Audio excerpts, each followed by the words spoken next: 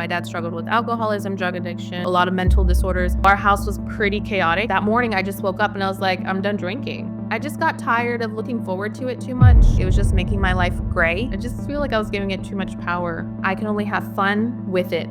I can only go dancing with it. Like, I went to school for dance, but I could not dance sober. I kind of lived this like double life for a couple of years. I tried to justify it so much, and the further now I get out of it, looking how much I was drinking, I didn't think I was drinking to numb that or like to avoid that. It always stressed me out so much. Drinking alcohol, like, it's just distractions and time wasted. Carry the hurt when it gets too hard. Pick it up, dust it off, and I fall down 11. I get up. Hey guys, I have Valerie here today. She is 14 months sober, and we're going to dive into her journey. So, Valerie, take me back to when you started drinking. Okay, so I believe I had my first drink on my 21st birthday.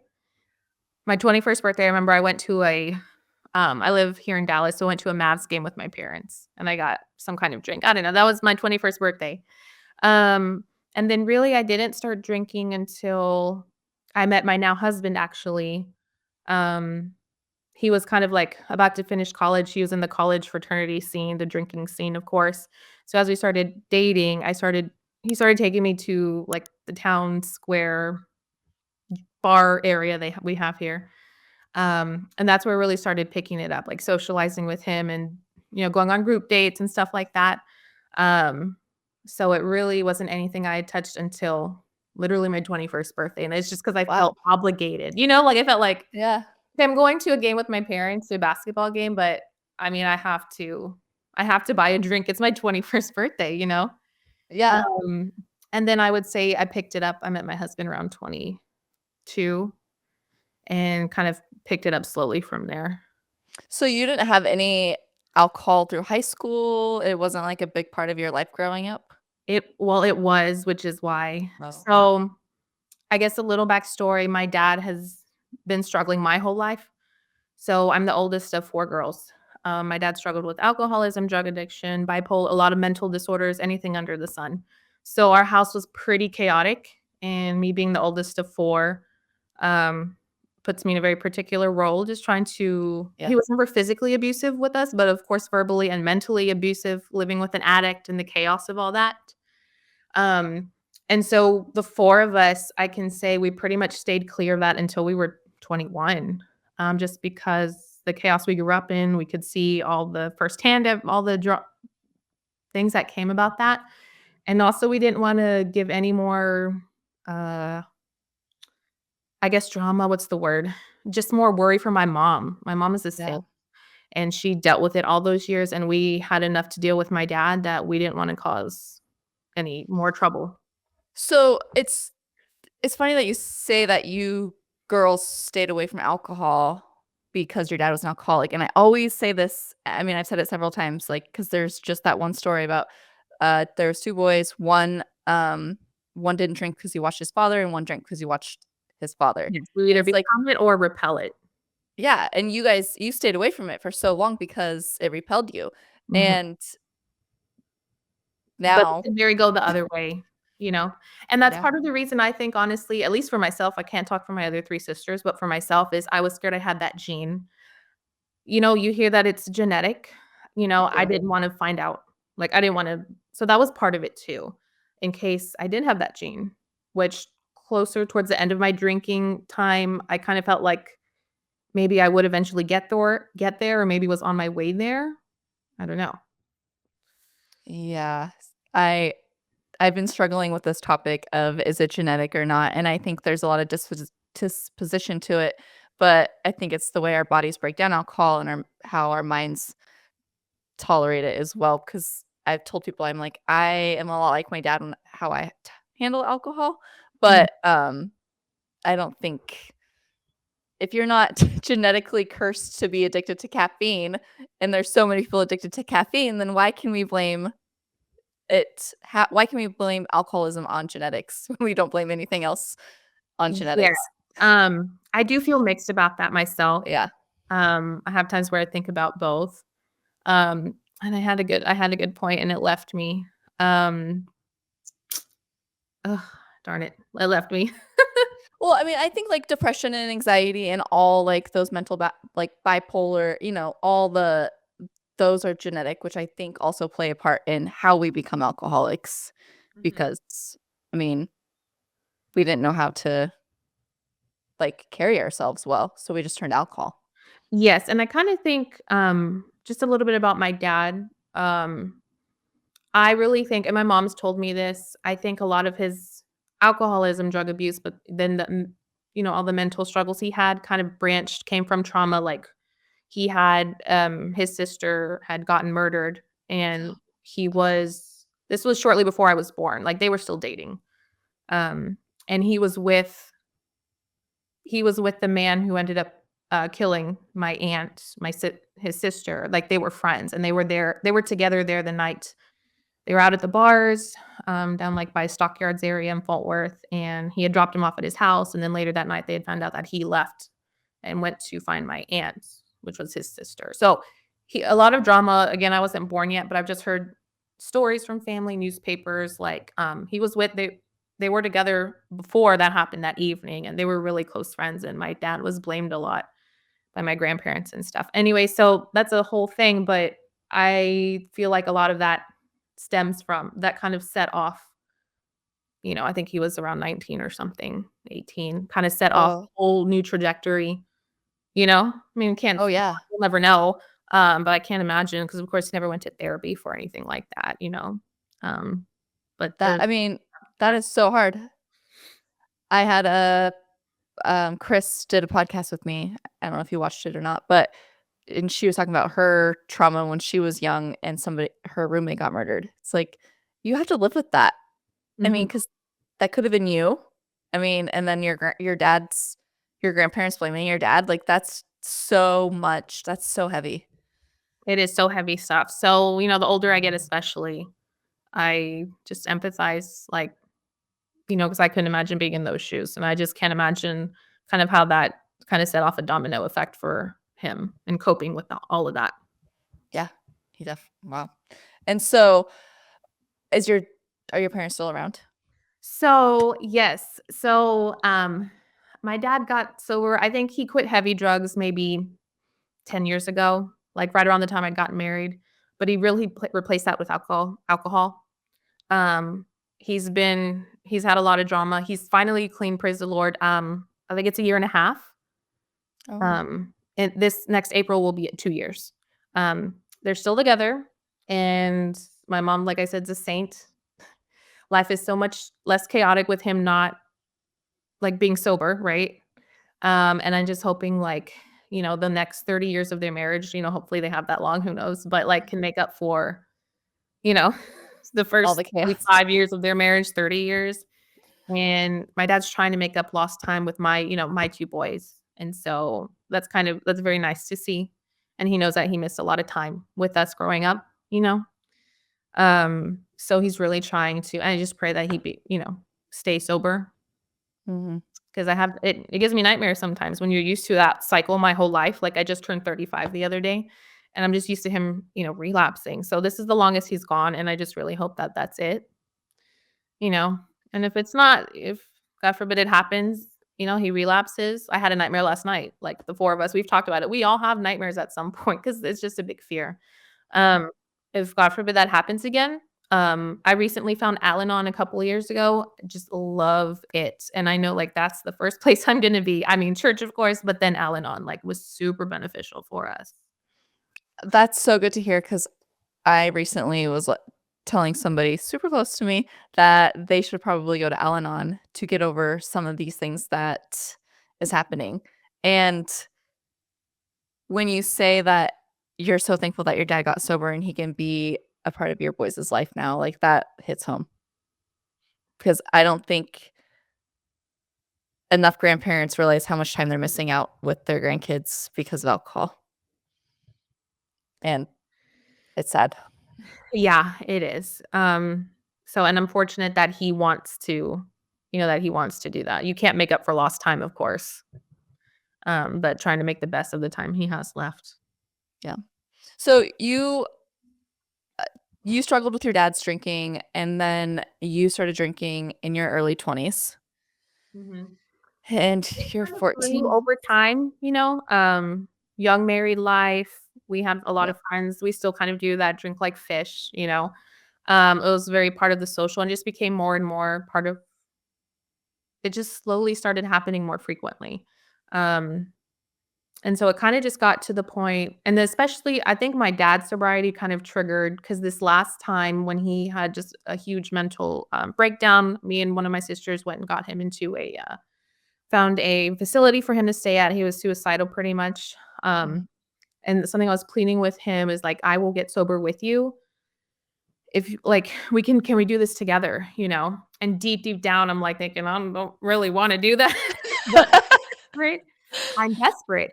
And, he eventually did get clean, stayed in a place for a couple months, got clean, and then, I don't even know if he remembers me saying that, honestly. He was on another level at that point. This wasn't a heated argument we were having. He was obviously drunk off his butt. Um, but maybe 3 or 4 I think I'm 6 months behind him because I remember on we had a celebratory dinner for his 6th month, which was a record. Okay. And at that dinner was just worked out that way. That day was my first that morning, I just woke up and I was like, "I'm done drinking." It was I just realized this, I was saying that to you, like, right now. Like, his 6 months is my day 1. Wow. Yeah, and I did not even see it coming. I just got tired of looking forward to it too much. I like to Mhm. describe it like it was just making my life gray. I was not being fully present during the week with my kids because I was looking forward to Friday night, Saturday night. We have many grandparents that would love to take the boys, like, that we don't have problem finding a babysitter, so we go out, we go dancing, we go clubbing. We have friends that like doing that, and so we were doing that pretty frequently, like, more weekends than not. At one of the nights, my mom or my husband's mom would be watching the boys, and I just remember during the week coming home from work and, like, looking forward to Friday or looking forward to Saturday, you know? Or if we were out Mhm. on the weekends, taking the kids to the zoo or something, I don't know, right? And me not being fully present because I'm ready to go drop them off at mom's so we can Yep. go out, you know? I totally know. So that's where it kind of was like, I just feel like I was giving it too much power. Like, I can only have fun with it. I can only go dancing with it. Like, I went to school for dance, but I could not dance sober. Like, going out dancing scared the crap out of me, and I've never done it without liquid courage. Yeah. Ever. It was giving it way too much power over me, and seeing my dad, I was like, I mean, shoot, he's breaking free from this after how many years, and if he can do it, I can do it, you know? So, so that morning you said you woke up, your mind just flipped, So and what yeah. did you do moving forward? Um, so it was a Saturday night. Me and my husband, we have a hot tub. We were going out October, so it was pretty cold already. I had like I think I was drinking Malibu and I swore I had 5 drinks and it did nothing. And it was just like constantly trying my tolerance had grown so much at that point. It's Mhm. like constantly trying to chase it, trying to chase it. Then you get there and then it starts coming down. Then you gotta keep it back up, you know? And I was like I just woke up and was watching a YouTube video over some kind of letter. She was reading a letter, and I don't know that I sent it to my husband, like, he was at church already that morning, like, he serves there, and I sent it to him, and I was like, "I'm done drinking." Like, this video, like, put me over the edge. I had, like, day 1, but it only lasted, like, a couple of weeks. Um, I even followed, like, sober Instagram people, and then it just freaked me out. I was like, "I can't do it. Never mind." I deleted them all. I deleted them all. I even had a friend I had told because I was trying to give away our liquor to them, and she's like we were camping, and, that's what we do, we drink, and I was drinking, and she was like, "Wait, didn't you say the other day that you were not drinking anymore?" I was like, "Oh, yeah, well, that's old." So, I think I had, like, day 1. It had been on me for a few months up to that point until that Sunday morning, I woke up and I was like I just knew, like, I don't know, something clicked. Yeah. That I I love that for you because you didn't have, like, several day ones. You said you had, like, 1 day one, and then, of course, that day one failed. But, like, that's okay. Like, now look at you. You've had a second day one and you stayed with it. But what did you do in the very beginning of q when you quit? Like, you told your husband that you didn't wanna drink anymore, and then, um We got rid of everything in our house. Um, I did tell my family. My husband was committed, like, doing the year with me. Um, and so we just went out. I mean, the past year, we haven't really been in the clubbing scene. It's honestly not as I also like my sleep too, but we haven't been as much as we were before. But we still go out to parties and socialize and camping. We've done, like, 2 camping trips, I think, which those were huge for us. Mhm. But I got so invested in the, sober podcast, sober Instagram, sober YouTube, finding your channel. Like, I was reading books. I just deep dove into all of that. Yeah. Mhm. Was there any books that stand out to you? Um, I know a pretty common one was Quit Like a Girl. Oh my gosh, I'm reading that right now. I wish Oh, okay. everybody okay, I'm listening to it, not reading it, but whatever, same thing. Yeah. I wish everybody would listen to that because, I don't know, it blows Mhm. my mind. Yes, and then there's one I'm actually rereading now. It's called Sober Lush, and I don't know the author's name. Um, but it's I don't know how to explain it, but it's just basically all these different categories of how to live your life, like how to look forward to the small things in life. And, like, our brain has to learn how to get joy out of the small things again because of, like, drinking, like, that was our dopamine spike, right? And then so, like, Yeah. you're constantly trying to chase that, and just I love that one. I don't know how to explain it, but it's really good because there's so many little things in there that I can try to do, whether it was, like, recipes or tips on, or mocktails. Oh, I'm a big,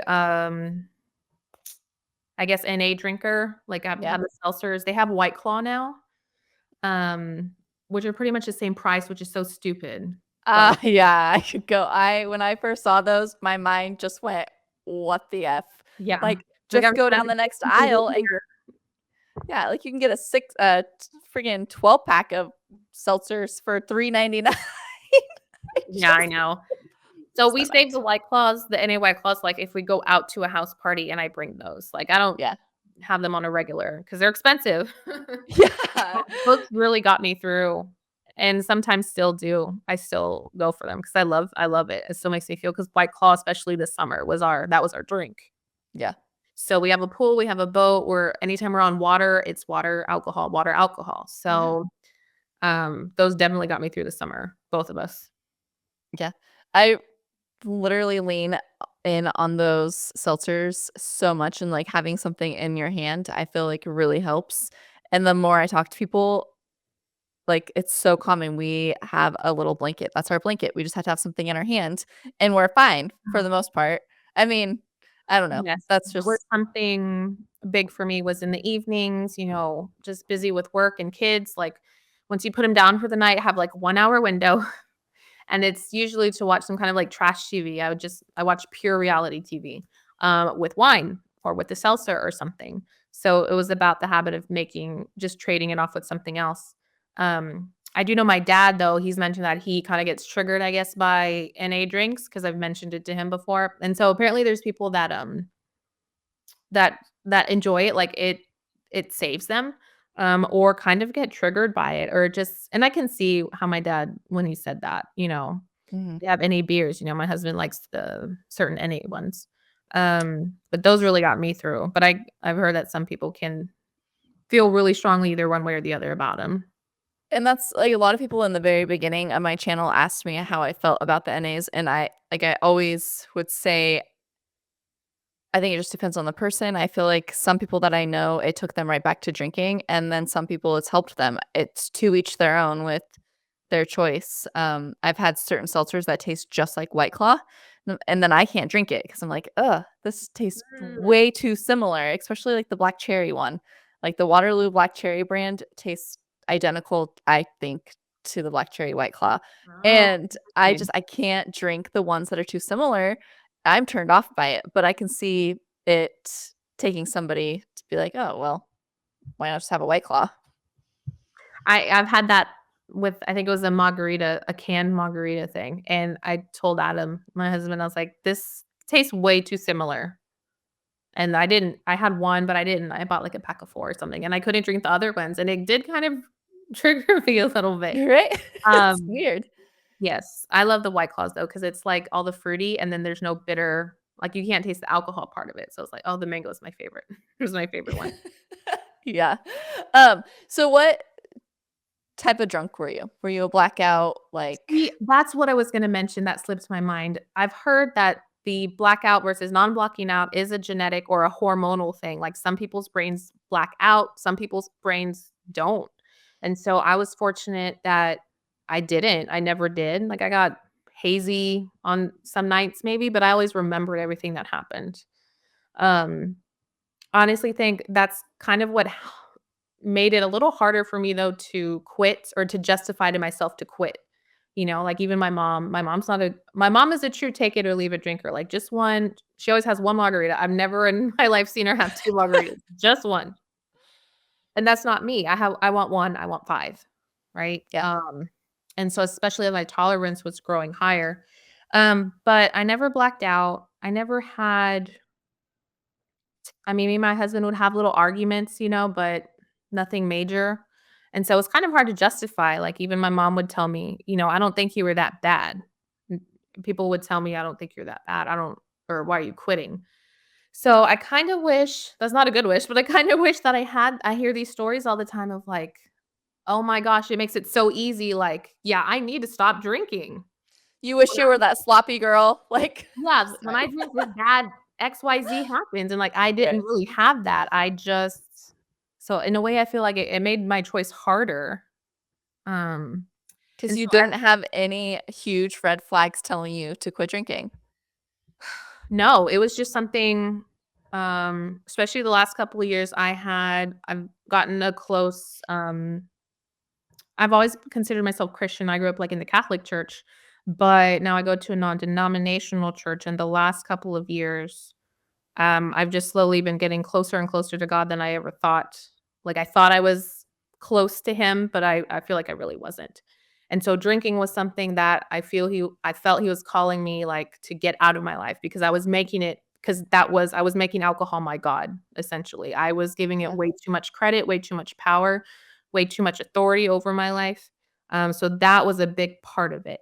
Um, I would say kind of hand in hand with that my marriage the last couple of years was got to a really dark place. I, as a wife, was not faithful, and so I kind of lived this like double life for a couple of years, like, and finally, you know, I think we're like a year and a half out of when I finally revealed this to him, and we kind of had to, you know, rebuild our marriage, and luckily are still together by the grace of God.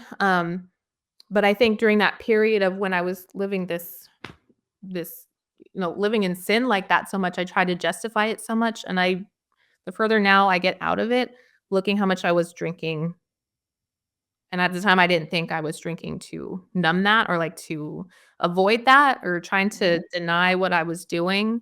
Um, so that was a huge thing, I think the further out I get, like, I was trying to avoid myself in a way. Yeah. Yeah. So, kind of those along with growing closer to Christ, and then I just felt like the drinking was, like, just something I had to get out, you know? Um, Not related, but I also gave up, social media for Lent.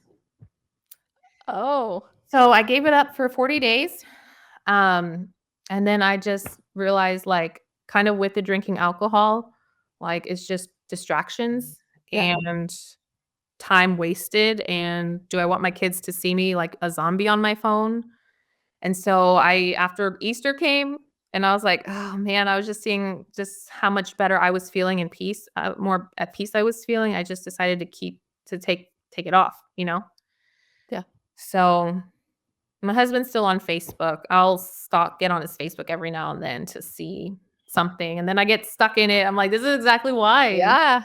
So the only thing I do have is YouTube, and so that's where I found your channel, 'cause I gave up Instagram and Facebook, like, on Valentine's Day this year. That's huge. My husband has so many times has been like, "You need to do a challenge, um, and, like, document it to give up social media," and I'm like, "But that's my job." Like That's totally when it's your livelihood. I don't depend on it in any way, shape, or form unless it's for, like, family, but, you know, I feel like I'm out of the loop for sure more. But Um, it's better for your mental capacity. Like, it oh, is. It's kind of it I follow a girl, well, on Spotify, she has a podcast. She does have a YouTube channel too, but her thing is, being offline, being off social media. And so I actually did an episode I recorded with her about the similarities, so many similarities I saw between giving up alcohol and then 4 months later giving up social media. So many similarities, it's mind-blowing when I really wrote them down and thought about it. Um, so that's we been are really addicted. We are addicted to social media and our phones. Just and we literally went over this in church the other day. My husband and I woke up. We got in a little argument because my son wanted my attention, and I was pissed off at TikTok for flagging my account. By the way, I have a TikTok, but, like, I don't scroll TikTok because I will get lost in it, so I just post and ghost. But I was just mad that they flagged one of my little shorts or whatever you call them, and it ruined the whole morning.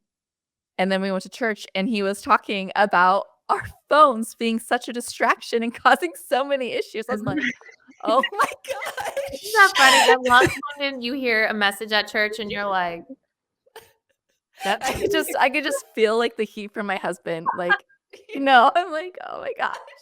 It's so true, and so I've been trying to get better at, just posting and not staying on it constantly, but I it's love that." And so hard. I've never heard post and ghost actually, but honestly, I'm not gonna lie, I've gotten sucked into the YouTube shorts, you know? Yeah. And so it's hard some days. I had to delete my YouTube app at one point for like a week or 2 because I was getting sucked in, and I still do sometimes. So, I just try to monitor. It's hard though, especially when I have a little bit of downtime at work. I try to make it Bible study time, but sometimes half of the time is getting on YouTube before I open my Bible. It is It addicting.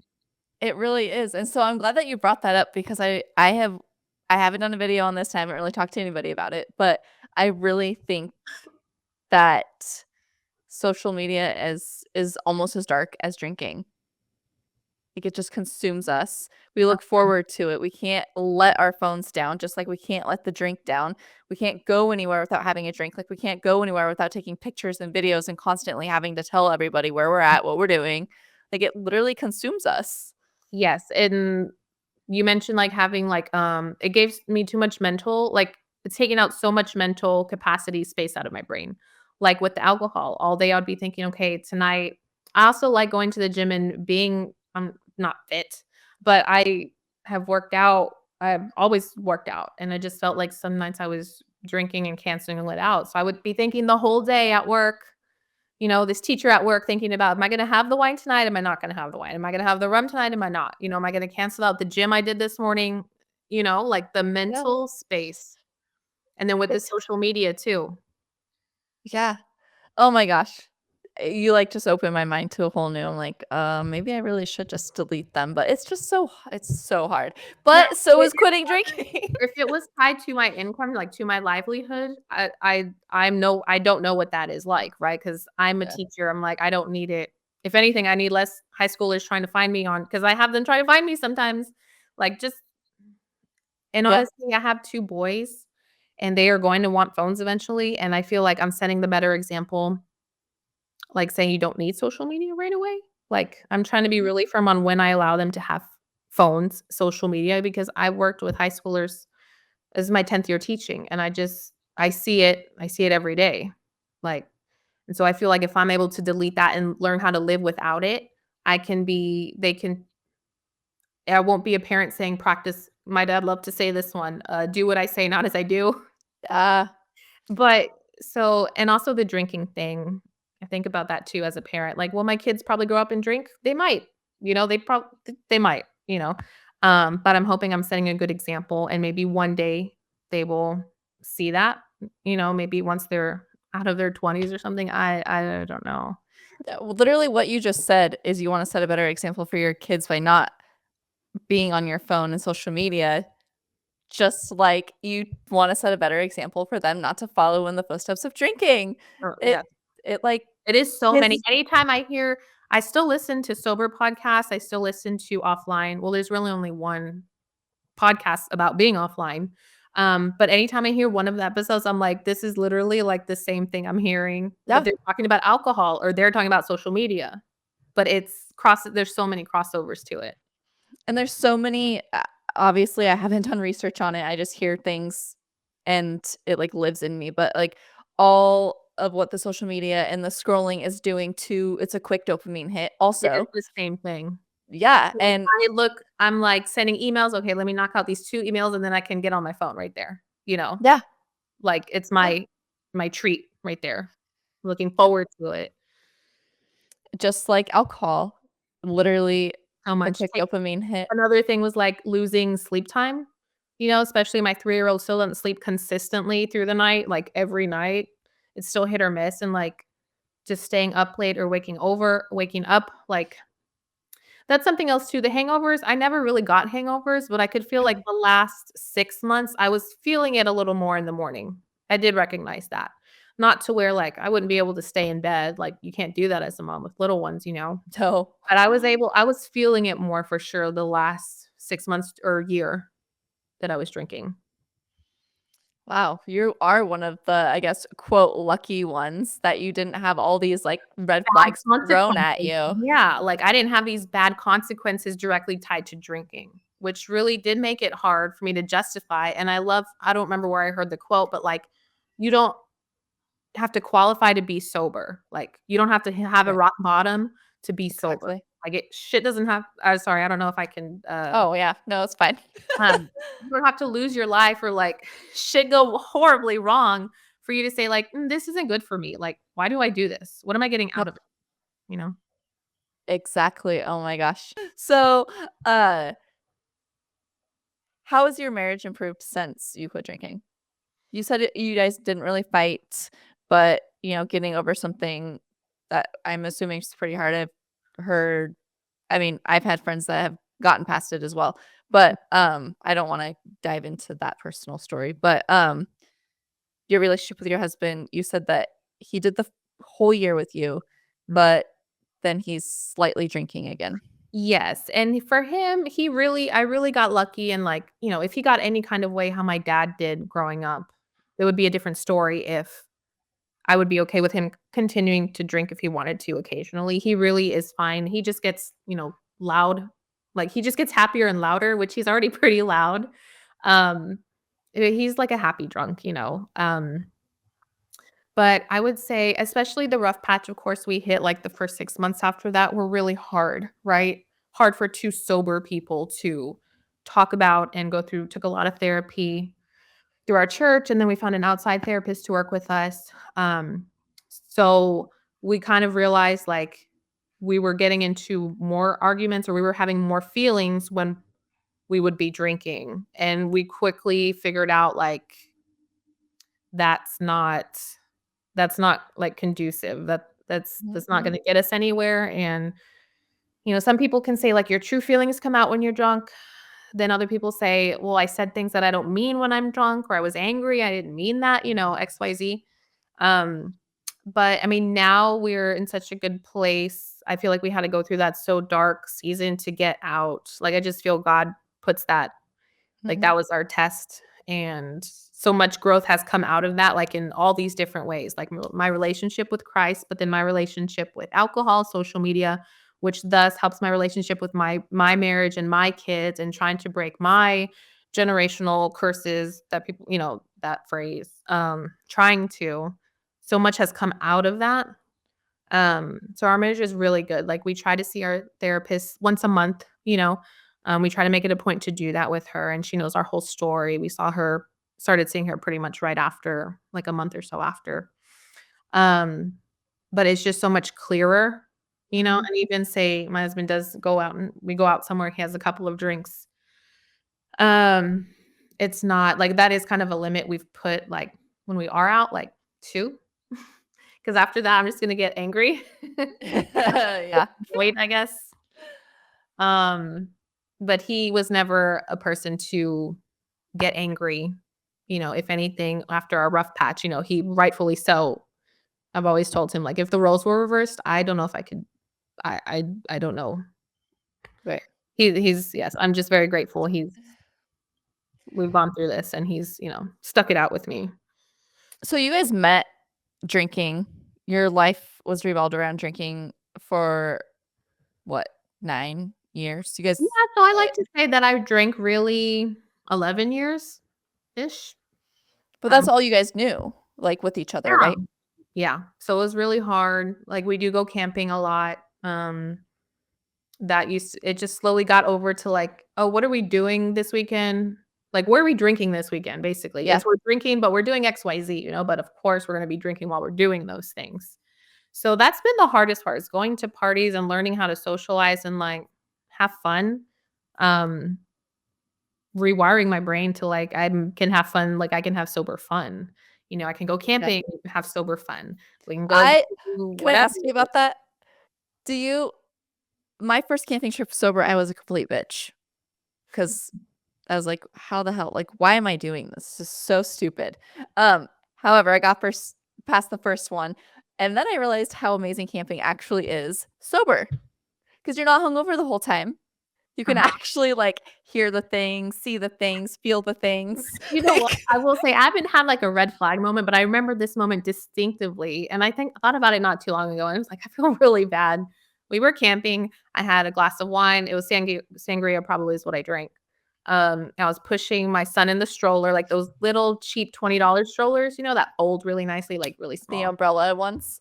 Yes, yes, and, I was pushing him, we were walking through the land, and I was trying to do it with the drink, and I ended up spilling the sangria all over his head, and he was like, "Yum," and he started crying and crying and cold, and it's cold outside. I just felt so horrible. I would say that was definitely a moment I just so regretted. Um, but yeah, sober camping, not having to wake up to piss every other 90 minutes, like if you've been drinking, and then you gotta wake up Yeah. the night and go find a spot, find the bush. Yeah.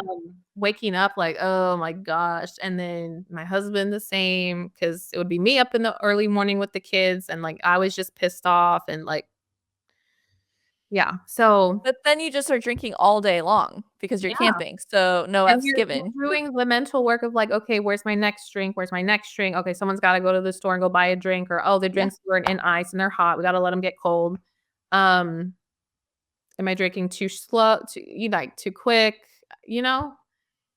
Yeah. Just so Or the much conversations of who you're going with is like, "Well, I'll bring this alcohol, you bring that alcohol. Oh, I got these mixers, let's make these." It's like literally, it's yeah. all about the alcohol. It is, it's our friends that they're family at this point, but, that my husband had when he's known the husband, like, in college, so but our families, like, we go to every one of their birthday parties. They're from the Dominican Republic. Their entire families, it could be a one-year-old baptism. That they've got kegs. The parents are the adults are doing keg stands or whatever it's called, or whatever in the house, and then there's kids running around everywhere. It always stressed me out so much. But yeah, they drink a lot. So definitely that's where I bring the White Claws. Yeah, because you don't want them to be like, "Have a drink." Yep. Or like, has anybody pushed alcohol on you since you quit drinking? I would say those friends a little bit the first couple of times, and then they realize that I w like, we're not drinking, and then honestly, after they get 3 drinks in, they don't like, I see, yeah, like, we know when to duck out. We were always the ones that left early anyways. Besides them, no. Um, and it really wasn't too bad, like, they would feel more confident giving my husband crap than Mhm. me, you know? Um, but I'm fortunate, and I know that's something you struggled with a lot with your family. And oddly enough, I didn't grow up with my family drinking. Like, my mom's side doesn't really drink. I never see them drink at outing or events and stuff. My dad's family, no. It's just the irony we see there. But my dad, we saw it in our household, but my families as a whole, we never saw drinking. So, it was something really different, and it's something more as my kids get older, don't want them, um I just don't want them to see because it kinda makes me sad going to those parties sometimes and Mhm. seeing the kids there, seeing the parents, like, kinda mentally check out and not caring where the kids are going, or I alwa even when I was still drinking, I was still going the one upstairs, like, checking on the kids because no one's checking on them, and they're doing I don't know. Some of them are old enough to get on the YouTube already or, like or and I just felt like I didn't want my kids I don't know. I definitely checked out when I was drinking, See, and I I couldn't look do that. back. I couldn't do that. We would have parties over, and I would be the one giving even still drinking, I would be the ones making sure the kids, like, they were hungry or, like, they wanted water, and, like, they're trying to tell, "Mommy, mommy, mommy, mommy, mommy." I was like, "I'll get you water. It's fine." Like, never these kids. Yeah, no, I definitely was the one that checked out, and now I see it from a different view, and I'm like, "Ew, that was me." Like, what are Mhm. you doing as a parent? Yeah. I mean, I don't wanna say judge these people, but I can look at them like that because I was that person once, and it's disgusting to see now.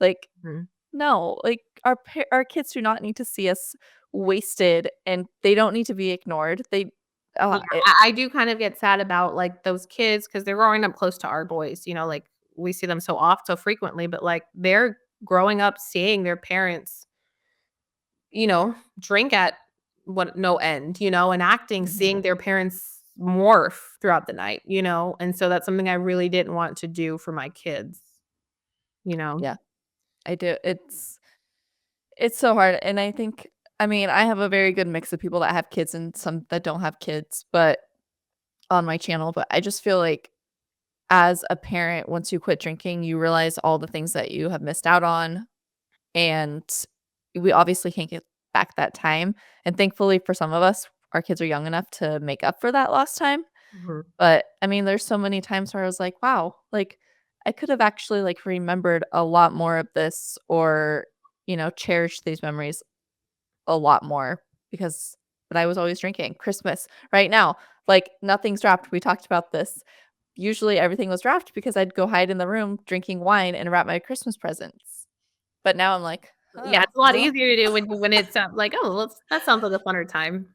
Yeah. I So totally get it, and I don't wanna ever sound judgy to people, and I know I was that person, like, not about the kid situation, but, like, I was definitely the pressurer, like, I have a couple of friends who don't drink a lot, and every time we were out, I would get so pissed, like, "Dude, drink with me. yes, Why are you same. not drinking?" And I even apologized to one of my close friends a few months ago, and I was like, "I'm sorry, like, damn, that was bad for me to do. I would Yeah. self-censor you and give you shit, and I'm just sorry," you know? I have one friend, I we always joked that I would drink 3 to her 1, and now, she grew up with addiction in her family, but, so she doesn't really drink, and she's the one that can just drink half her drink and be done with it. And I would say, "Don't But waste that." right, exactly. And then back in the day, she'd be like, "Oh, you can finish my drink." I'm like, "Sure, I will definitely finish your drink." Mhm. But, like, now that I'm sober and we go to lunch and stuff, she starts telling me these things, like, "This is why I left early, Megan, because I didn't wanna be around all of them," and it's just Mhm. funny because the whole entire time I was like, "She's so young. Why is she not drinking as much as me?" But really, like, she, like, knew how to hold herself. Yes, and actually will say I saw a big shift in my drinking once I became a mom. It's so ironic. Yeah, it's just so it's I mean, I would drink while also nursing, like, breastfeeding, like, I just couldn't I just, Yeah, would try not to go, like, too crazy, but I definitely poured many milk down the drain because I had drunken more than I said I would, and I really saw that shift after motherhood because motherhood's hard. And yeah. it's sleep depriving, and it's, like, crying, and it's a little bit more tolerable if you're drinking, you know? And I think because. PTSD is huge, and a lot of us females don't want to accept the fact that, being a mom is extraordinarily depressing. Like, I mean, not like that, but, like PTSD, I mean, or Um, postpartum depression. yes, Um, and I don't think enough is talked about, so we just turn to the alcohol because we're scared to be like, "I need help. yes, I don't know how to do this," or "I'm feeling sad and I don't know why," so we just turn to alcohol, and that I think you're right. Like, I feel like pumping and dumping and, like, Quit Like a Girl, she mentions all this stuff in there, the mommy wine culture is it's so heavy right now. yes, and I honestly started getting Christmas or birthday presents, like, alcohol related, like, I was, like, thinking, "Oh, this is really how they see me," like, and I'll take it. Yeah. Before I quit, obviously. I definitely saw an uptick too when COVID happened. I guess Aiden was, like, 2 at the time. I was trying to do virtual teaching. I definitely picked up a lot of drinking when we were home and scared, seeing what the news was saying every day, stressed out about trying to balance working and then my toddler. That was a big shift too. Yeah. That Yeah, and if you're on social media, then I was like, "Oh, it's fine. All these other moms are getting wasted during the day. Like, why can't I? Like, there's nothing Mhm. else to do." Yeah. So then it I just remember my carried on. Yeah, my drink was Tito's and, like, Crystal Light, the lemonade, and it was a Mine little was healthier, like, less calories. I was still consumed about, like, consuming calories. yeah, mine was actually, I think, Tito's and lemonade. Yep, I love me some Tito's. And then now that we're not drinking, I like, pay attention because my husband and I could, like, knock out a bottle and then, like, obviously a bottle of the lemonade from Costco, and I go to look at the sugar in it. I The was like, "Holy shit, look at all this sugar. No wonder we were so chunky." the carbs, I know this sounds stupid. This sounds stupid when I say, but I've been doing low carb lifestyle Yeah. since October 5th. Up to that, the last 10 years, I lost, like, 50 pounds, like, 10 years ago. And so I've been counting calories for that long. I never did the low carb thing, and then once I realized I didn't know sugar were carbs. I thought it Oh, I thought carbs were pasta, bread, rolls, rice, which is, but I didn't know sugar were also carbs, and then when I'm looking at things now, instead of looking at the calories, I'm looking at the carbs. yeah. I just had no clue. I had no clue. And then wondering why my scale is not moving at all. I'm like, "But I'm staying under 1,200 whatever it was."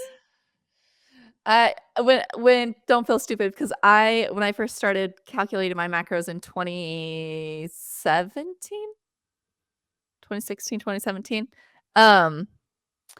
I was like, "Carbs?" I'm like, "What, you just want me to eat more potatoes or chips? Like, what do you want me to eat?" And they're like, "No, you need to eat, like, fruit and veggies. Like, those are your carbs." I was like, "Oh." So, yeah, because the sugar is in the Yeah, the berries. And then the whole, like, added sugar, like, or people are like, "Well, you say don't eat sugar, but berries have sugar in it." I'm like, "That's not the sugar I'm yeah. talking about. I'm I think talking about the gross sugar." yes, the best thing that someone told me was just be natural. The closest you can get to the natural form state of that food, the better. So sugar and fruit, yeah, I'll eat it all day long. It's the processed sugar that's just The garbage. Speaking of, like, low carb and sugar, so what health benefits or what have you noticed since you quit drinking? The weight actually didn't come off really. It really was a low carb thing that I just started in October. So I didn't want to say, and I didn't quit for health reasons, but I'm trying to think. My skin is definitely clearer. I've had a couple compliments about like just my skin glowing, I guess. Like just looking brighter. Um, health. I can almost beat my husband at pickleball. Like, he still wins every time, but, like, I get like, he hesitate like, he gets kinda nervous sometimes. And I noticed that, like, I don't know, my mental, like I don't know what the word I'm thinking of. My response time was getting quicker, and I was hitting more balls. Um, Trying to think what else. Your sleep better? Um Well, you still have a 3-year-old, so that's really an Yes, unfair but I would say question. quality of sleep is better. I really struggle. It does not matter what time I stop drinking liquid, I still am gonna wake up to pee. So I think Yeah. alcohol related. Um, mental, because I see so many more benefits, like, internally, um, but I would say health, that's about it. But just, like, overall, like, h just benefits of quitting drinking. Yeah. Just better peace of mind, like, better trust in myself, being more present as a mom with, like, yeah, and that kinda goes back to the social media thing, just, like, just being more present, um, and just seeing more things. I feel like I missed out on my older ones. He's now 8, but, feel like I missed out on some moments there, and even weekends we went out and we dropped them off at, my mom or mother-in-law's. We went out more than we should, I feel, than we should've, you know? Because now that my son's 8, I just know how quickly they grow. Like, he's halfway to 16. I have more anxiety without my kids near me now that I'm sober. Do you kind of feel the same? No. Yes, I have more anxiety. Especially we went on the boat this summer. We go to a part of the lake that's a party lake, party part of it's called Party Cove. And so I don't like going there. We're picky on what times we go there, right? Of the day or what times of the summer. But when we're out on the water, you hear horror stories every weekend of someone drowning or someone renting a jet ski and like just drunk people doing bad stuff, Yeah. and, there's been so many times where I just have so much more anxiety, and I realize, like, I can't drink through this, like, usually, if I would be, like, several drinks in and, like, everything's fine. I'm just a naturally anxious person, I get, and I really Same. have seen how I maybe not intently drank to ease that anxiety, but I did, and it did lower my anxiety. So, that's 'Cause it gives you definitely that it gives you that I don't give an F attitude, and I feel like that's yeah, like, "Oh, if that jet skier comes over and pummels us over, it's fine." right? And I So see my friends there too, and I'm like, I'm the one freaking out. I'm like, "I'm bringing my kid, we're coming back on the boat." And sometimes my husband calls me paranoid, but, well, my husband I was complaining to him on one camping trip about, like, all the chaos that was going on, and he said, "Megan, it's been like this the whole entire time. You were just wasted and didn't realize it." I'm like, I mean, I "Thanks." think that's part of it too, especially one of the closest friends we party with, she's, like, the most laid back mom, and I don't know if no, even sober, she's like that. I want that. I wish I had that. 'Cause I feel like she's just really laid back. I like to be between me and her, like, would be good, you know? So I I feel have I'm some, like, I need a lesson, and I can't imagine I teach high schoolers, right? And now I work at an alternative school where you got really troubled kids doing, that's a whole 'nother thing, but I've always worked with high schoolers, like, in, lower income districts, and I just see that, and I know as my boys both eventually become closer to that age, I just feel like I'm gonna be an over strict parent, you know? eh, And I know sometimes that creates rebellious kids, I know that. But I see so many parents that did the opposite, you know?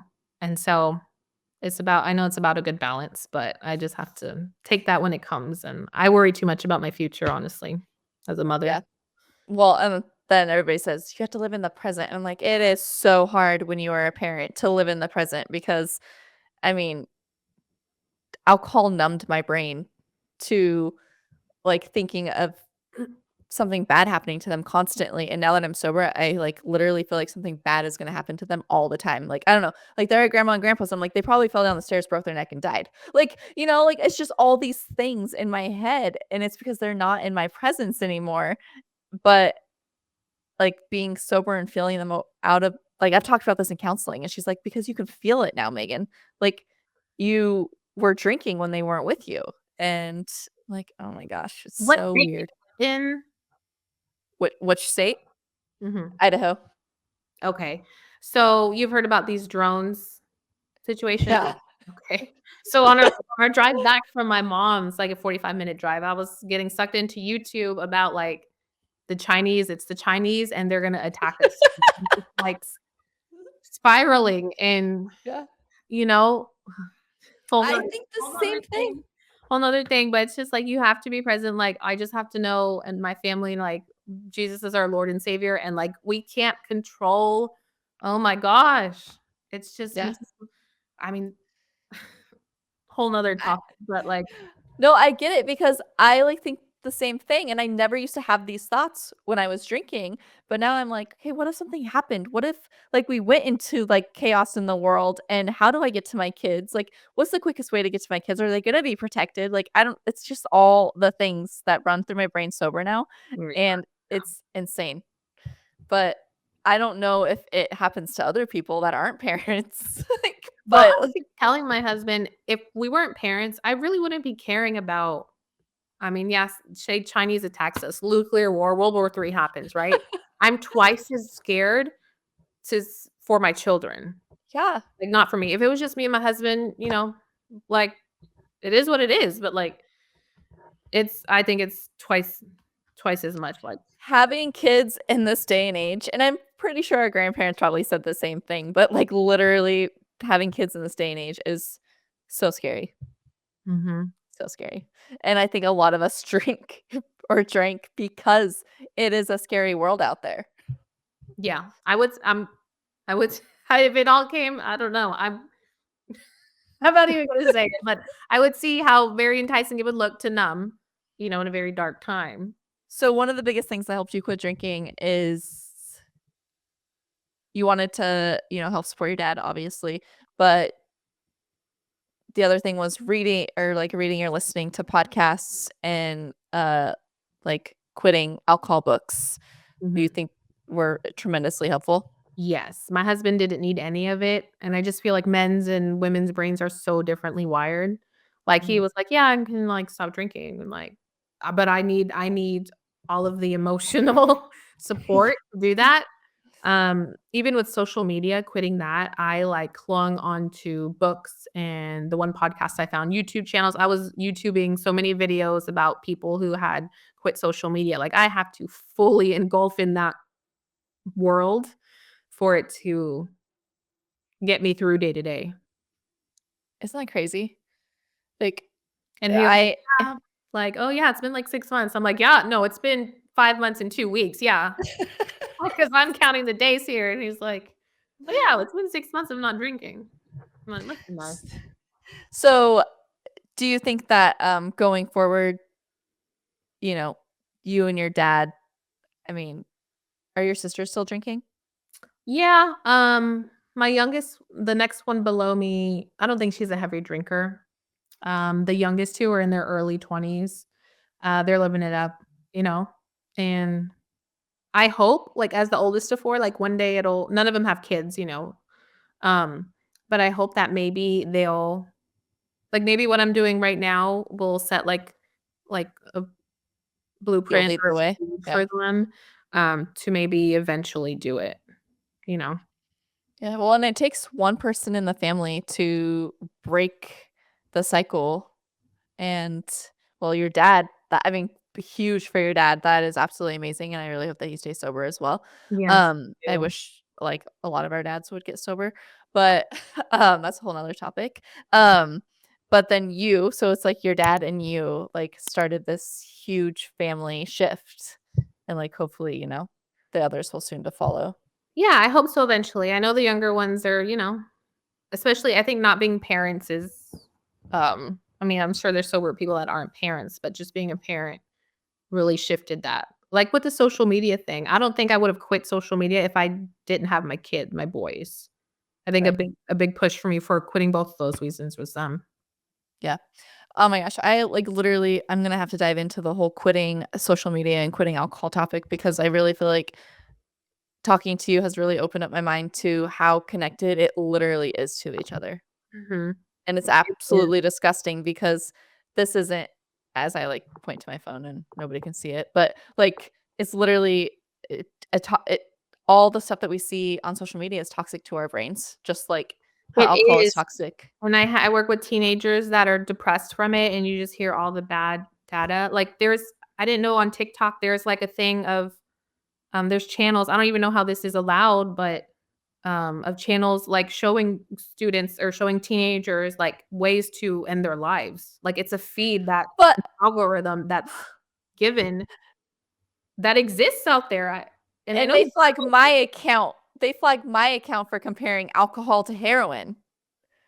And I'm like, you know what? There's way more shit out on TikTok than No. me doing this. Yes, there's oh my gosh, that's so interesting, which is kind of why I'm on board with the whole TikTok ban. I'm on board, like, in Texas, they're trying to get schools to ban phones. I'm 110% all for that because 'cause I've seen it more from 10 years ago to now, and, like, just the depression, the anxiety, the rates of suicide, the failures in class. Why are kids failing? It's because 'cause they're on their damn phones. It's a whole 'nother thing. It's not Yeah. because teachers don't know how to teach or because state scores, state testing, like, it starts with their phones.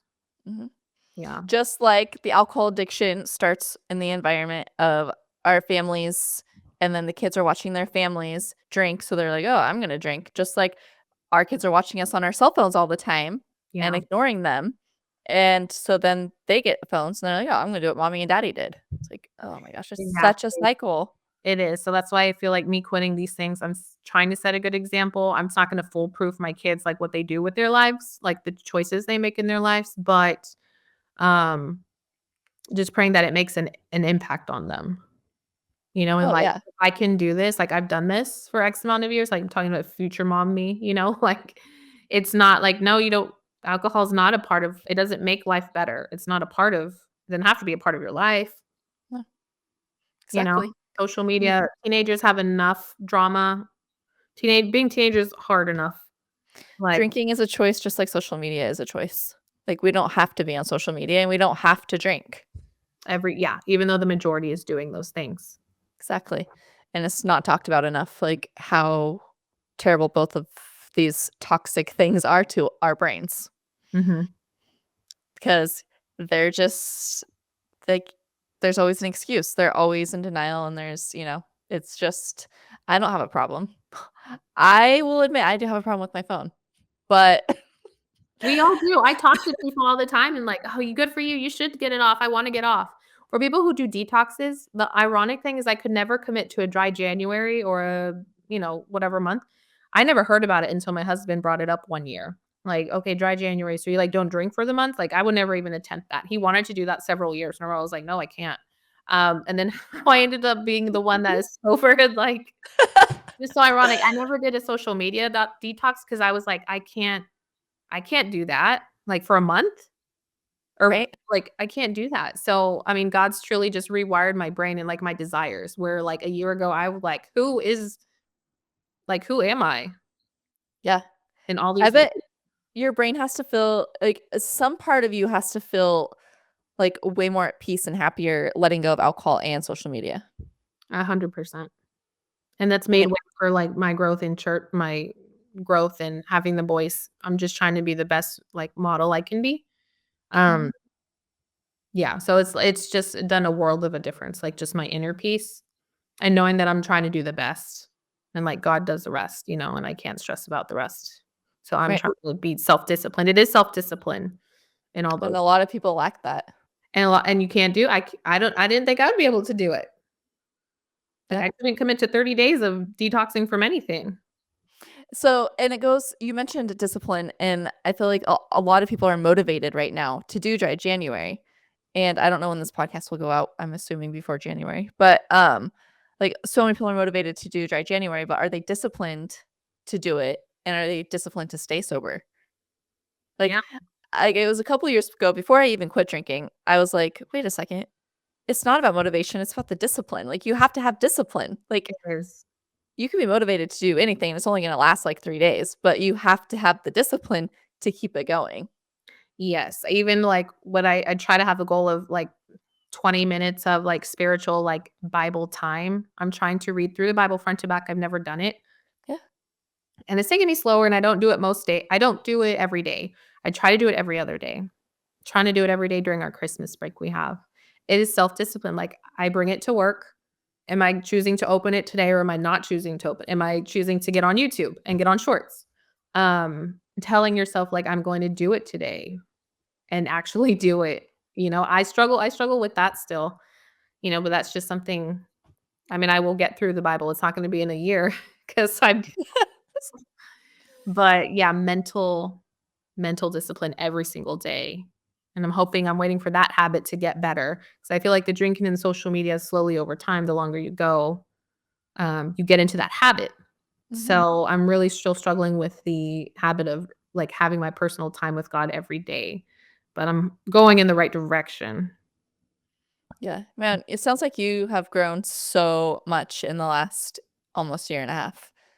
So much from something so dark that I struggled with, like that I thought like God's just truly using like something the devil meant to destroy my marriage, destroy Mhm. me, possibly destroy would ruin my kids' lives. God's used it for all this good, like all this good fruits that have come from that.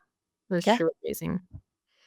And you being able to share your story and, help other people because I'm sure there's a lot more people out there that like struggle with the exact same things that we've talked about and nobody wants to admit that. Nobody wants to talk about it, but I Yeah. mean, it's hard. Especially in the role like I got a couple of books for myself, especially in you always hear of the scenario of husband being unfaithful, right? But I feel like it's not talked about enough as a wife, and all the shame and the guilt we give ourselves, and, like, it's just not that's never talked about, like, in movies or in Mhm. stories, like, of it being the other way around, like, being reversed. Well, I mean, just and it kind of goes with like alcohol too. Like it's never women don't have a problem. It was always the man that had the problem. Mhm.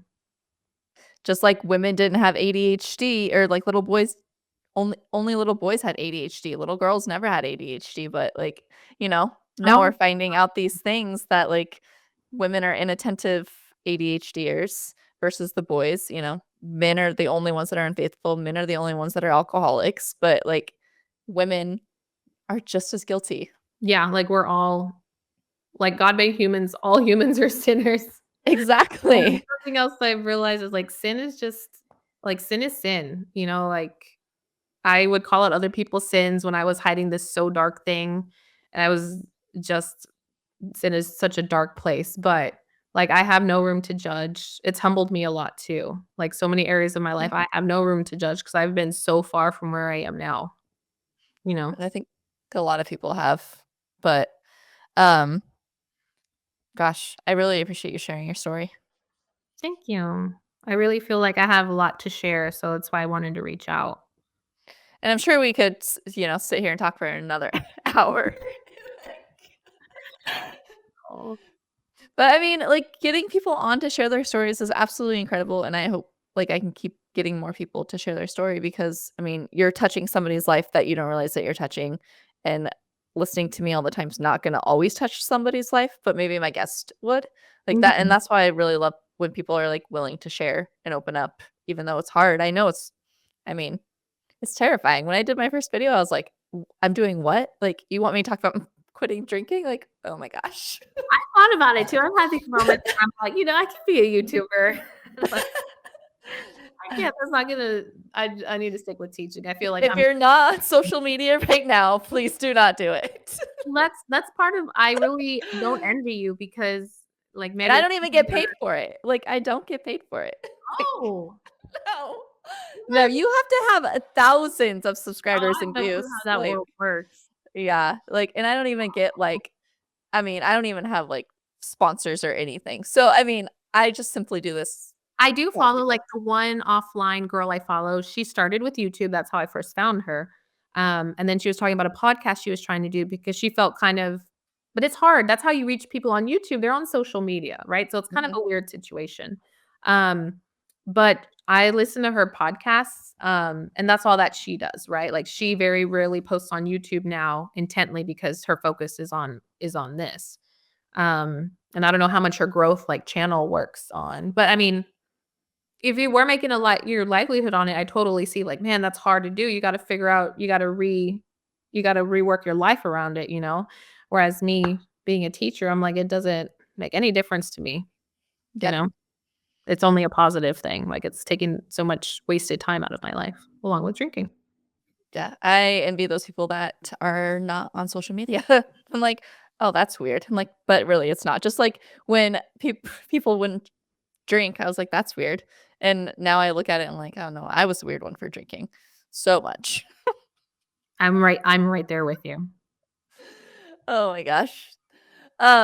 Well, thank you, Valerie, for sharing your story. And I hope that, I hope all the best for you and your family.